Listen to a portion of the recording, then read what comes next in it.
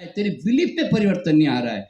तो मैंने कहा जब तक तुम्हारे अंदर एक कोर बिलीफ में ये परिवर्तन नहीं आएगा कि मुझे मेरे शरीर को सही आहार देना है और मुझे एक्सरसाइज करनी है या मुझे ध्यान करना है, तब तक तो है ना ऊपरी ऊपरी टेम्परेरी जब तक बीमार है तो करेगा, बाद में शायद नहीं कर पाएगा। तो मैंने कहा यू चेंज फ्रॉम हियर। और कारण जो है सिर्फ ध्यान रखना शरीर पे खान पान पे नहीं है, हमारा मन दुनिया। मैं मन को सबसे प्राइमरी रखता हूँ। क्यों? क्रिएटर तो ये है वास्तव में। तो mind is the primary and food is the secondary. तो इसी और उसके बाद फिर और भी जो बहुत सारे कारण होते हैं ना जिसको हम शायद नहीं ध्यान दे पाते हैं। देखिए लाइफस्टाइल तो है, साथ साथ में एनवायरमेंटल एनर्जी। याद रखना आप किस तरह के वातावरण में आप रहते हैं, उसमें कई तरह की नेगेटिव चीज़ें हैं, चाहे वास्तु हो के चाहे रेडिएशन हो के चाहे जियोपैथिक स्ट्रेस हो। ऐसे ये भी, क्योंकि मेरे कई कैंसर के मरीजों को मैंने उनके जियोपैथिक स्ट्रेस वाले घर से उनको बाहर निकाल कर मैंने उनको बाहर किसी आश्रम में भेजकर उनको मैंने ठीक किया है, क्योंकि उस घर में वो ठीक ही नहीं हो सकते थे।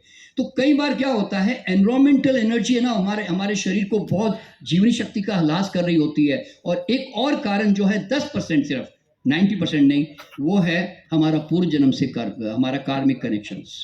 तो मैंने ऐसा भी देखा है कि पूर्व जन्म के कई बर्थ मार्क्स होते हैं उनके अंदर जो दिक्कतें होती हैं, उनकी बीमारियों की जड़ें वहाँ पे होती है।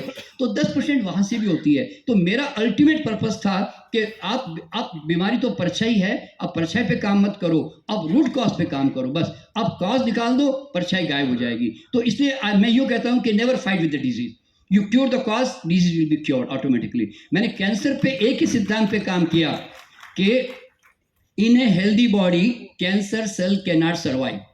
तो मैं क्यों कैंसर से फाइट करूं भैया, मैं बॉडी को हेल्दी बनाने की कोशिश करूंगा ना। तो आज यही हेल्दी बनाने का जो प्रयास आप सब लोगों के साथ चल रहा है, उसके कारण आज आप बड़ी बड़ी बीमारियों से बाहर निकल रहे हैं।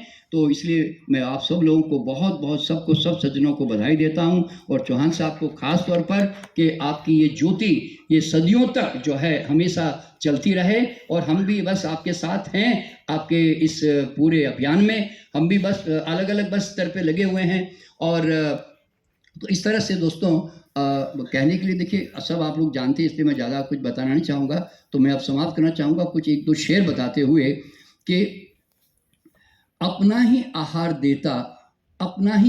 देता स्वास्थ्य का सच्चा फायदा, पराया आहार रोगी करता कुदरत का सीधा कायदा। ईश्वर ने एक बार भगवान रास्ते में मिल गए और मुझे तो मैंने उनसे सोचा भगवान से भी पूछ लेता हूँ कि भगवान आपने भी कभी कोई गलती किया? तो मैं तो उसके ऊपर एक शेर लिखा कि पूछ बैठा हे प्रभु क्या हुई तुमसे भूल कभी, पूछ बैठा हे प्रभु क्या हुई तुमसे भूल कभी, खूब दुख से भर के बोले हुआ मुझे एहसास अभी, खूब दुख से भर के बोले हुआ मुझे एहसास अभी कि मेरे कृति की इस तरह उड़ाएंगे मजाक सभी।